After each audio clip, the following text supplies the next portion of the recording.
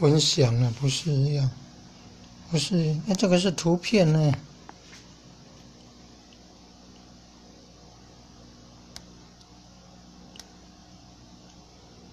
提到《黄帝内经》，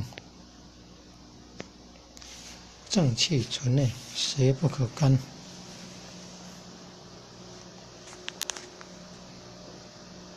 正气存内，邪不可干。这个影片哦，是对治武汉肺炎的方法。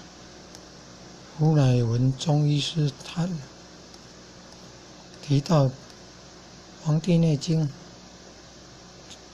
有记载，正气存内，邪不可干。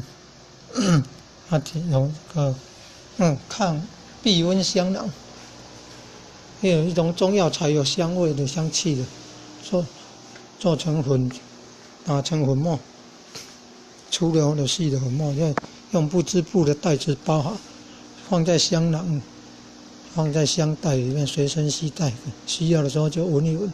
一个小包一点，弄平，然后跟口罩固定在一起，可以闻那个香味。还可以装大包一点，放在枕头下面来闻那个香味，闻那个中药材的香味，是可以对抗病毒的。